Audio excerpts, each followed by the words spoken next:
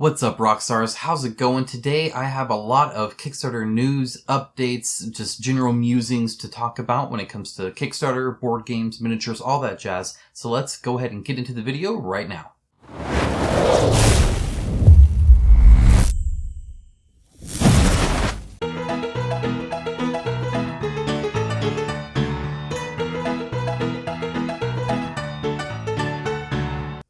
Now, as always, I want to thank my YouTube members and patrons for their generous support. It is through them that I am able to really fund this channel and can give you the quality and quantity of videos that you see, so thanks to them. Additionally, thanks to all of you for just being here, for viewing, liking, subscribing, sharing, following the merch link down in the description below, Amazon link, all of that kind of stuff. Pausing the ad blocker is a huge deal, and I want to thank you. But regardless of anything, seriously, I'm just appreciative of all of you guys. I think we make a wonderful community here, and I'm excited every time to talk to you. So, well, let's go ahead and get into the video now. I don't want to mush too much, but I'm in a pretty good mood today, so let's see how long that lasts. Alright, now I'm doing things a little bit differently in this video. I'm actually going to be covering what I'm looking at right now on Kickstarter that's live, but I'm going to be doing it arbitrarily based off of funding level, and not necessarily because of talking points that I already have prepared, though I've already looked through all of them, kind of have an idea of what I'm going to say. And then we're going to have the kind of news talk points about the industry at large. And then at the end, we're going to have upcoming stuff. So all of the exciting things you want to look at. And that's, part of that reasoning is because, I think it just is kind of nice to go from like super successful to super indie, which is typical, or struggling. I think it's kind of interesting to see this is what's working. This is maybe what's not working. So that's kind of something I want to kind of help show if I can. And then I don't want to leave on, I'm in a pretty good mood today, so I don't want to leave on some good, or some bad news perhaps. I want you to leave excited, even if you're just excited because nothing looks interesting. You get to actually save some money for once so that you can go all in next month and spend even more, or whatever the case might be. I want you to be excited about something and happy about something, even if it's just happy you saw this video. So let's go ahead and get into it, starting with Perseverance, Castaway Chronicles. They are at 562,000 at 5,184 backers at the time of recording. I don't publish right after I film this, but pretty soon, so there'll be a little time discrepancy. Hello, future you guys. Hopefully that tomorrow's treating you well. That's why I'm going to post it. This is kind of an interesting game because, first of all, it has miniatures. I think when you get to this level of funding, unless you're an exception, you kind of need the miniatures. That's, for whatever reason, that's just how Kickstarter rolls. I think it's more the type of backers using Kickstarter versus necessarily a funding thing, though perhaps not. It could just be that because I think a game with a whole bunch of cardboard components and fanciness like that would almost cost more than miniatures, depending on the scale, obviously. But miniatures can be very, very cheap at a large scale, whereas cardboard doesn't propagate its price as well. So it's not like if you buy huge bulk in cardboard, you don't get the kind of savings you do when you're printing a miniature for pennies after a while. So there's discrepancy there. But anyway, you're not backing for the minis. They look okay, I guess. Like, there's some texture, I think, I'm assuming on my screen is probably about as big as it's going to be. And I can barely tell that there might be some texture on the end of that gun there. I don't know if this netting thing, whatever that is going to survive too well. It's not, I mean, you're not, this raptor thing I don't think is going to work out at all. I think the legs are too skinny. I think they're going to have to thicken that up a little bit, especially with how long he is. Like, if you press down on that tail, I can see really bending bad. So they're definitely not a miniature focused company. That's obvious from the get-go. But everything else I think looks kind of exciting about it when it comes to story. So often we have this story part where we read some paragraphs and then play a little of the game, and then read some paragraphs, play the game. Oh, we have to interact with somebody. We're going to read one paragraph, make a decision, and then move on from there. They're not doing that. Instead, they're tying it into the game mechanics itself and how the game plays. So I think that's a cool idea and worth looking into. It's not my style of game. Just by looking at it, like, this gives me anxiety.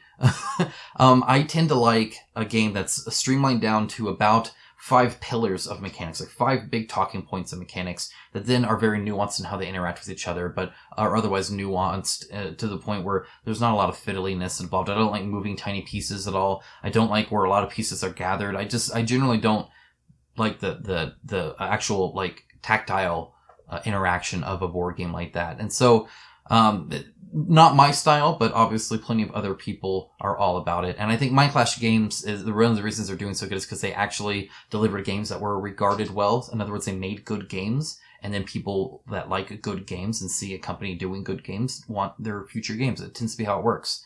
So hopefully other companies start making good games too. Let's try doing that.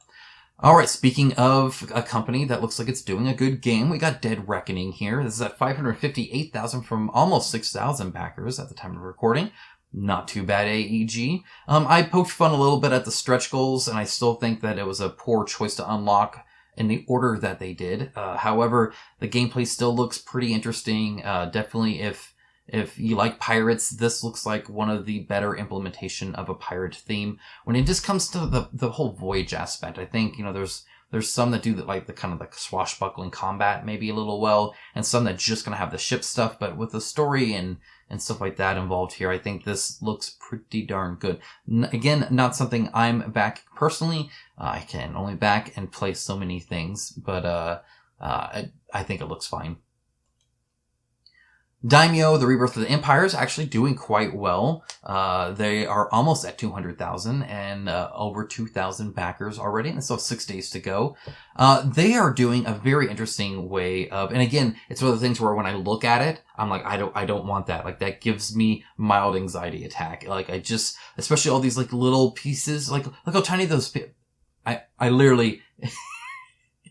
It bothers me. Like, it gets under my skin. It's kind of like looking at a mess.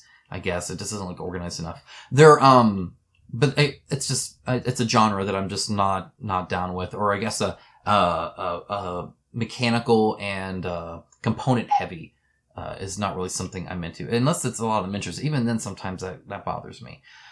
Their unlocks, I've been trying to say this, they're doing it by backer, and I think that's quite interesting and kind of smart. So a lot of the things that you're doing, again, you get savings through bulk, not necessarily just price. In other words, you could have 12 people giving you a ton of money, but you're only making 12 of them. Having a factory make 12 of something, they're not going to want to do that for cheap. They're definitely going to charge you full for that. They already don't like these one and done things either. They much prefer something that has like a tailwind, like a retail presence or something like that. So it's a recurring thing for them, as opposed to spending all this time molding and sculpting and tooling and all this kind of stuff, and then printing and handling and shipping out of their warehouse for one thing.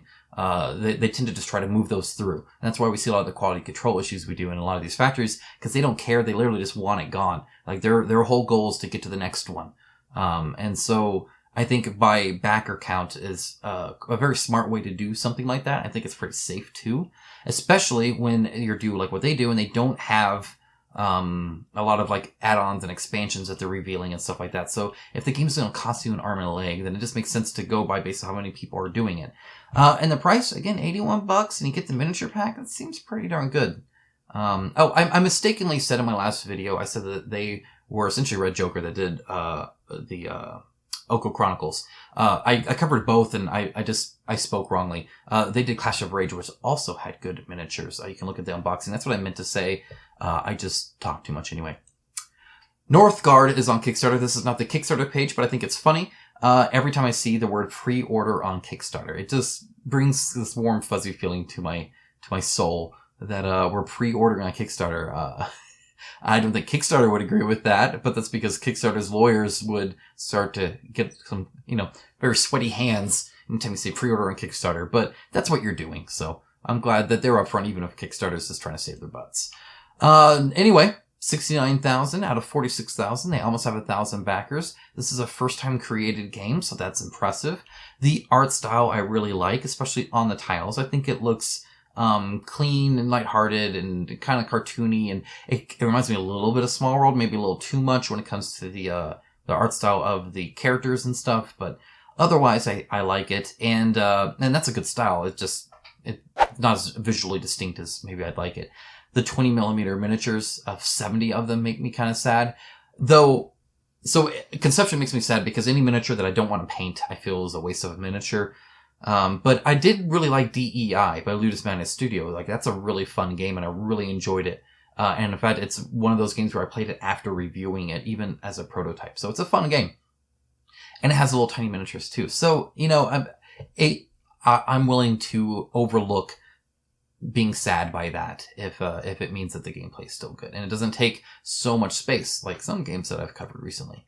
Next up is Tourists at 24,000 out of 25,000. It was 20 days ago. This is their second time on Kickstarter, and it looks like this time they're probably going to make it unless they do something wrong here. In fact, they could probably just leave it like this and coast and technically make it. But it's considering I wanted to kind of go to and see what's working, what's not. One of the things I think isn't working for this is, first of all, when it comes to coverage, they just have these kind of quotes, which are nice, and they have some big names here that people follow a lot, like Cardboard Rhino and Rado and Man vs. Meeple, and those are very well-liked channels and well-followed channels, but it doesn't really draw a lot of attention. In fact, when your country symbol's as big as the 3 people that are talking about your game, you kind of, maybe need to enlarge something or call something out a bit more. Maybe just separating them so they're not all just in a table almost would help. I think the style of this game looks cool. But I think the biggest problem here, I think missed opportunity not to make the tower mini a dice tower, but what do I know? Okay, so here's a gameplay section, and you'll notice it's 1, 2, 3. We'll go on and give them 4 for this. 4 paragraphs is what explains the gameplay. You got 2 pictures.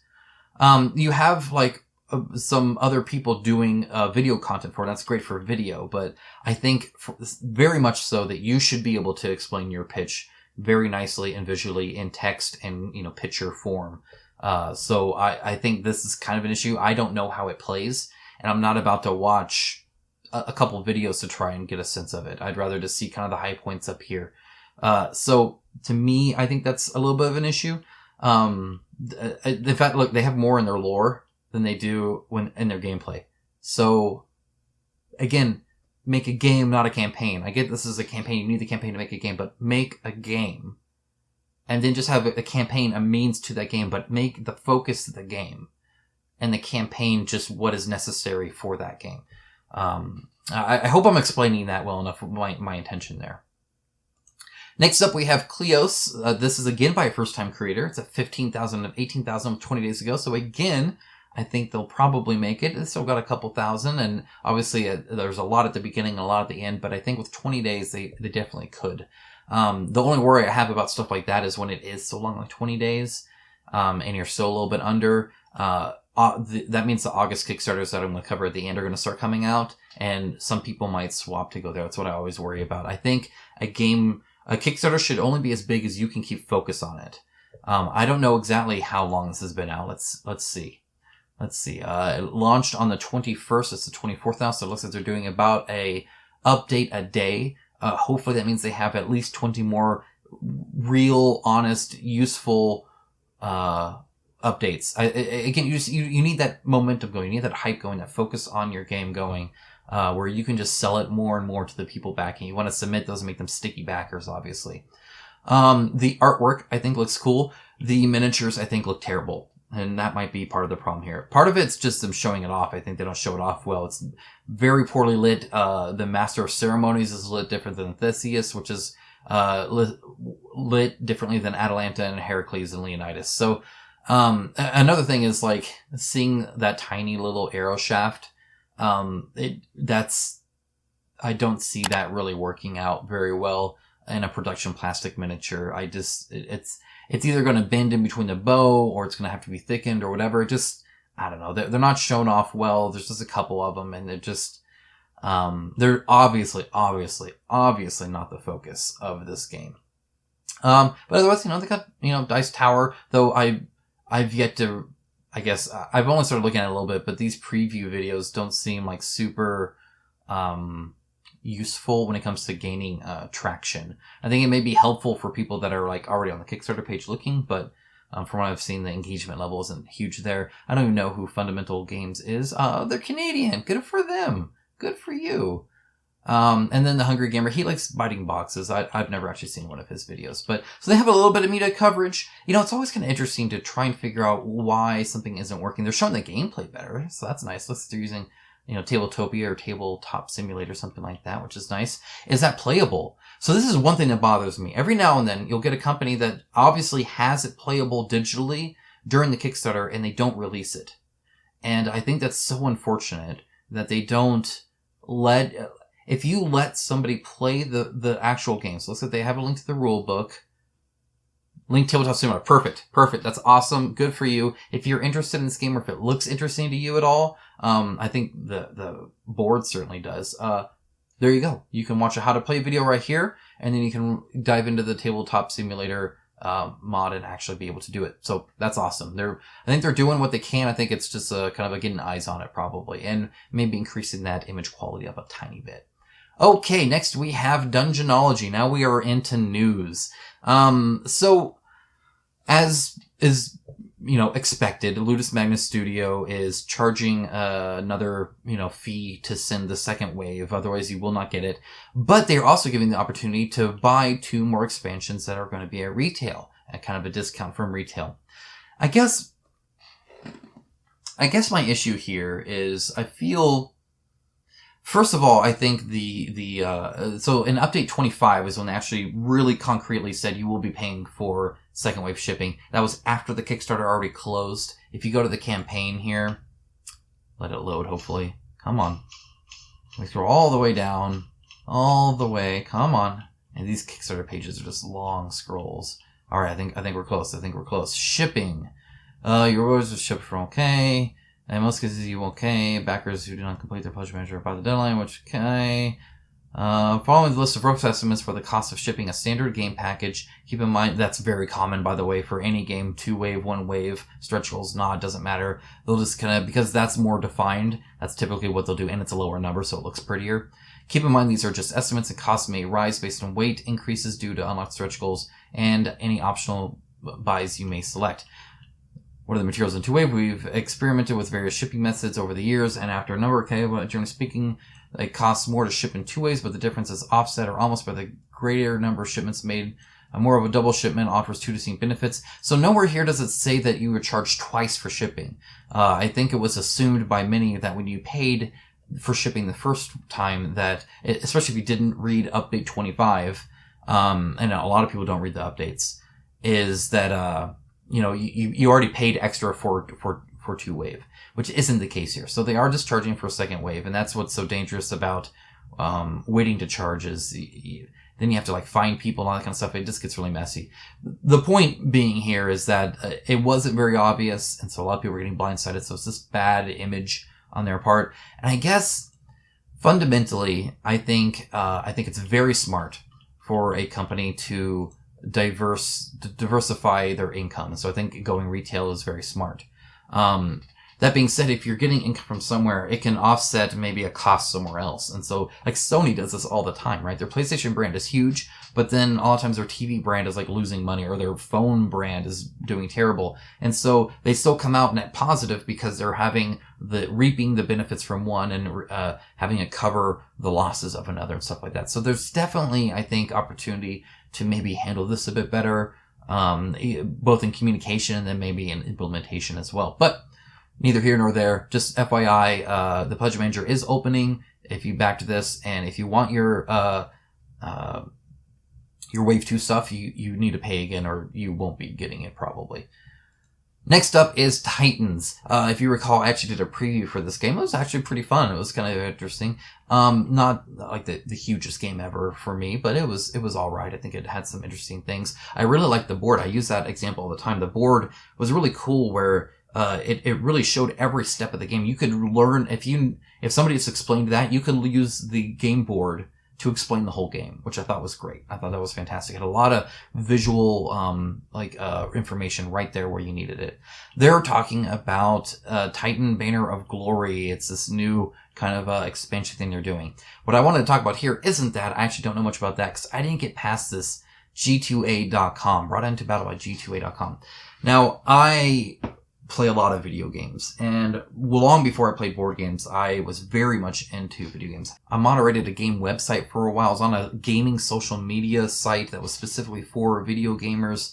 I play a lot of video games. I enjoy a lot of video games, and I talk about the industry even somewhat, just as a consumer or whatever. But I follow all the big YouTubers out there, the Jim Sterling and the Angry Joe and the Skill Up and all those other, YouTube coverage stuff more than the website stuff now. But either way, love video games, which means I know all about G2A and the shadiness of a company that they are.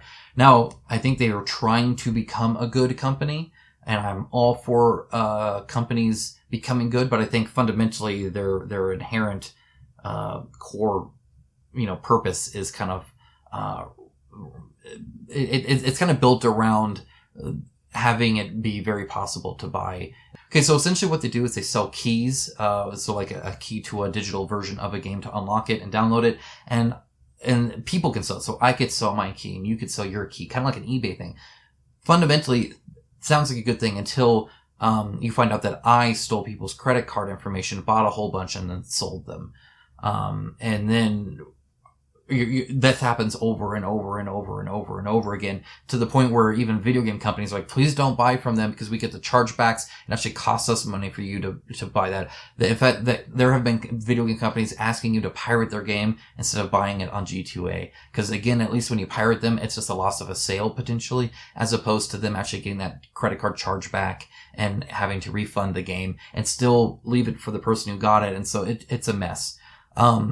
Very kind of nasty, and they did a lot of PR spin and other kind of stuff that I'm not a fan of. I don't know if Go On Board knew about this or not, but G2A, I would not touch them with a 10-foot pole. They may as well be partnering with like a CSGO skin casino where, children are gambling for, a gun skin on a video game or some crap like that. It's not the company I would ever put next to my logo there. And again, I'm glad they're trying to get good, but unless they get rid of that, you can sell your keys. It's just fundamentally they're going to be making money off of theft. Whether they try to police it or not, it's just kind of a thing. And I guess that's a whole nother. You know what? I'm done talking about it. I would steer clear of that if I were them. Okay, Massive Darkness, it's coming out. You guys know that. In fact, it is coming out August 4th. So it's coming out very, very soon, which means we should be getting another Designer Diaries again. And obviously I will cover that and let you guys know what that covers in a future video. Next up, we have Core Clash, which is launching on the 25th of July. So this is very, very, very, very soon, to the point where it's like tomorrow if you're watching this day. I'll launch it. The video. If you're not, that means you probably weren't subscribed, and YouTube fails to notify people even when they do subscribe and hit the bell icon. So doubly, triply more so when they don't. So consider doing that if you want to get in on this kind of stuff, because there is a 48-hour early bird. And I just wanted to say that I think it looks really, really good. In fact, I wanted to come down here. These I don't even think are on Board Game Geek, but you can see some of these, and they're just... It looks great. I will probably back this. I like skirmish games. I like robots. I don't have a lot of them, especially designed like this. They just look, again, I think they look fantastic. Just from a design standpoint, I think they look great. Look how big that dude is. He's freaking awesome. He does like these turrets things, and then they go on his back. So you see now they're on his back. Very cool. So anyway, that's on the 25th of July. It's coming up very soon. I will probably be involved in backing that game, so I'll be right there with you. Next up, this is not Kickstarter related, but it is worth covering. Blacklist Games is doing Contra. We already kind of knew this, but now we can actually finally see it. Pros and cons. So I loved Contra. After Gauntlet, this was probably my most played arcade game until Time Crisis hit, and then I played a lot of Time Crisis. To the point where I would just kind of sit there, and that's what I played till I beat it. One of the few arcade games I think I beat in the arcade. So, and then Time Crisis 2 in a way. Getting ahead of myself. Contra's very, very fun and very cool. So here you can kind of see a little bit of the game here. And then it looks like it has like this kind of like advantage system where you can, I read a lot of it. I think the art, by the way, looks great. I actually always like the art from Blacklist Games. I think they do some pretty good art. Maybe not a huge fan of the Ultra Quest art, but otherwise pretty good. Except their maps. So like an Hour of Need, I really hated the map there. I thought one of the one with all the like colored buildings, whatever, looked terrible. Okay. I guess I'll word it this way. How do you make a Contra game and not make it a side scroller? So if you recall, I covered a game that I might be coming out. Word on the street is rumors, stuff like that. If I get definitive stuff, I will let you know.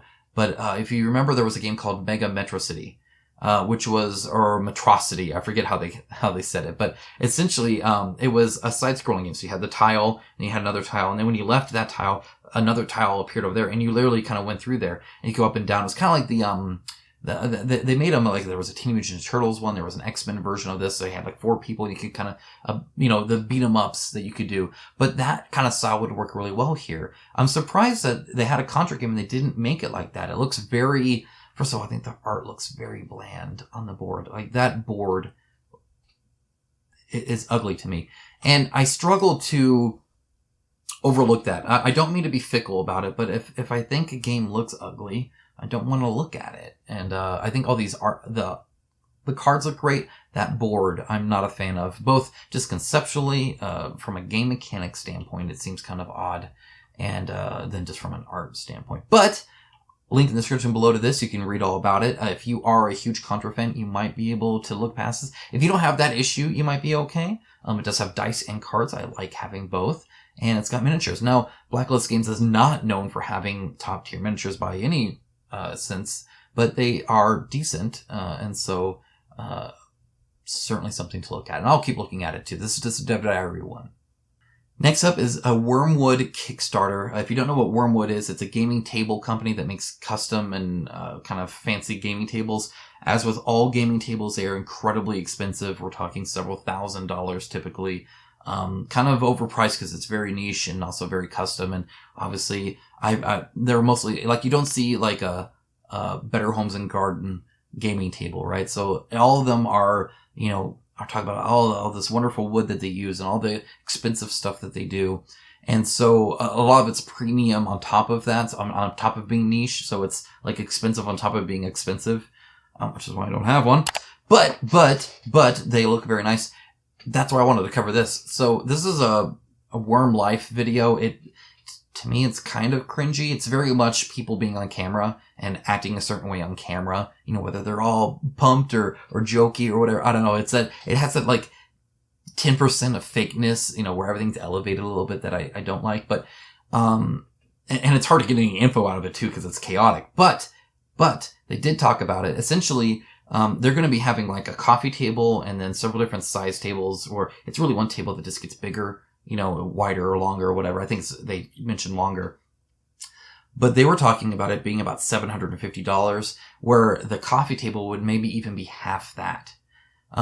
It's still debatable. They're still trying to figure it out, but they're using a little bit cheaper wood. Read, what most of us probably have. Nothing super fancy. They didn't like go like cut down a redwood to make this thing. But either way, I think that's awesome that you're starting to get some that, at least for smaller or a little bit more affordable. They're going to be doing stained wood for the first time, which with like a little bit cheaper wood, so that it still looks nice, and also that makes it cheaper. So I think that's awesome. I think that's great, and I'll definitely be looking into it. Not necessarily for myself. I don't think I'm quite ready for one yet. I did just buy a new dining room table, and I don't have a gaming room. We play on our dining room table. So, but want to let you guys know that's coming up. All right, next up, and we're almost done here, on August 25th, as you can see, is Dungeons and Lasers 2 by Archon Studio. The first one was very well received. They delivered it, and it looked very nice. I'm very jealous of everybody that's painting theirs and putting theirs together right now. It looks awesome. It's super high quality stuff. If Archon ever wants to show off the modularity of it and all that, and they feel they haven't done that enough, they can certainly contact me. I would be more than happy to look at it, mainly because I am a big fan of terrain. I've found this out for myself. I used to play mildly. I was a teenager, so couldn't afford too much Warhammer and Warhammer 40K. And, we had really crappy terrain, like this Pepsi bottle was something, and it was bad. But I really appreciate it. So when I see Wolfenstein getting walls, or when I see Arena has this, Dungeons expansion with it has walls, I dig it. I love it. I can't help but take pictures of them inside of there and stuff. It's so thematic. I love it. I love how tall the walls are here. They're not overly tall by the looks of it. They look actually pretty good height, so they're not hiding too much information. And again, I think it's a great looking system and it looks great. And they got dragons. I've actually seen another one of the dragons too. It looks really good. In fact, there's the dragon you would get. It takes a lot of confidence in your product to be able to take a picture this close of your final production plastic. And as you can see, it's fantastic quality. It really is good. I'm a big fan of it. Nice crisp lines. They do, like armor, sharp edges, very well, but also they still kind of do the, like organic smoothness fairly well. Anytime you get a harder plastic, I actually find that it makes that maybe a little bit harder, makes it maybe a little too chiseled and clean. I find the same thing an issue with any Hibs plastic, even, Warhammer. You know, I played orcs and just their skin and how they are. I think sometimes softer plastic actually benefits in that sense, just because it kind of blends it all together maybe a little bit better. Otherwise, you are limited definitely by the sculptor doing it. But getting on a tangent there as I do, this looks great, and I think it's awesome. And so you can kind of see the quality of their stuff. I think it's looking good. Okay. All right, so that's me nerding out there, which means it's time for me to stop. Guys, I hope you enjoyed this video. I hope you found it useful. I hope some of this news and kind of updates and what's on Kickstarter is kind of helpful for you. If it is, please do let me know. It takes a lot of time to research this stuff, to read all these updates and go through everything and try to see what's worth showing, what's not. There are updates I read that I don't share. This would be a long video otherwise. It already is plenty long with a lot of information, so I think we're good there. Anyway, I'm happy that you're here. I hope you have a wonderful, wonderful weekend, and I cannot wait to talk to you again. I really can't. So I look forward to my next video early next week, where I'll be talking to you once more, and I'll meet you in the comment section. All right, guys, take care. Bye.